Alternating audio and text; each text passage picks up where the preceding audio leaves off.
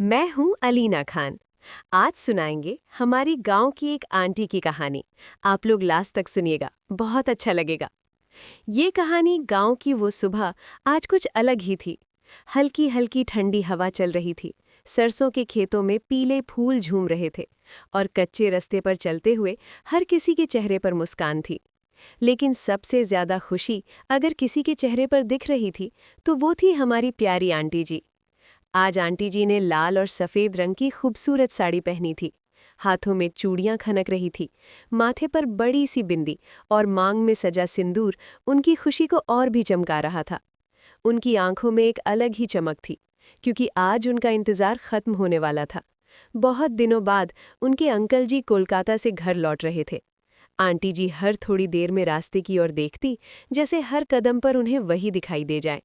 गांव की औरतें भी हंसते हुए कह रही थीं, अरे देखो देखो, आज तो हमारी बहू बिल्कुल नई दुल्हन लग रही है। आंटी जी बस मुस्कुरा देती, लेकिन उनके दिल की धड़कन तेज होती जा रही थी। उन्हें वो दिन याद आ रहे थे जब अंकल जी काम के लिए कोलकाता गए थे। शुरू शुरू में तो हर दिन फोन आता था, बातें होती थीं, हंसी मजाक चलता था। लेकिन जैसे जैसे समय बीता, काम का दबाव बढ़ता गया और बातों का समय कम होता गया। रातों को आंटी जी अकेले छत पर बैठकर आसमान के तारों को देखती और धीरे से कहती, कब आओगे? गांव का हर कोना उनकी कहानी जानता था। वो सुबह जल्दी उठती, घर का काम करती, सबका ख्याल रखती, लेकिन उनके चेहरे की मुस्कान हमेशा अधूरी लगती थी। लेकिन आज वो अधूरी मुस्कान पूरी होने वाली थी। दोपहर होने लगी थी, सूरज थोड़ा ऊपर चढ़ाया था। अचानक दूर से एक बस आती दिखाई दी। आंटी जी का दिल जैसे एक पल के लिए रुक गया। शायद यही है। बस धीरे धीरे गांव के मोड़ पर आकर रुकी। लोग उतरने लगे और फिर एक आदमी बैग लेकर नीचे उतरा। आंटी जी की आंखें भर आईं। वो अंकल जी ही थे। कुछ पल के लिए दोनों बस एक दूसरे को देखते रह गए, जैसे समय वहीं रुक गया हो। फिर आंटी जी धीरे धीरे उनकी ओर बढ़ीं और जैसे ही करीब पहुंची, उनकी आंखों से आंसू बह निकले। अंकल जी मुस्कुराए और बोले, इतना याद किया मुझे? आंटी जी ने हल्के से कहा, हर दिन, हर पल। गांव के लोग ये खूबसूरत मिलन देख रहे थे। किसी ने ताली बजाई, किसी ने मुस्कुराकर दुआ दी।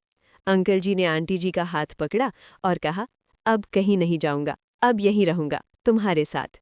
ये सुनते ही आंटी जी की खुशी का ठिकाना न रहा। उस दिन घर में जैसे त्योहार सा माहौल था। आंटी जी ने अपने हाथों से खाना बनाया, हर चीज में प्यार घोल दिया। रात को दोनों आंगन में बैठे थे, चांदनी फैली हुई थी। अंकल जी ने धीरे से कहा, तुम्हारे बिना सब अधूरा था। आंटी जी मुस्कुराईं, अब सब पूरा है।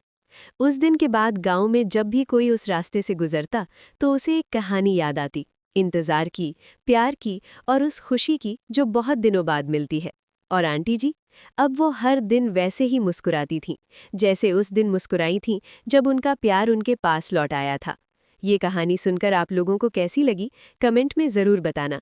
और हमारी इस कहानियों को शेयर ज़रूर कीजिएगा और हमारी फेसबुक पेज को फॉलो कीजिएगा, क्योंकि ऐसे अच्छा कहानी आप लोगों को जल्दी जल्दी मिल जाएगा।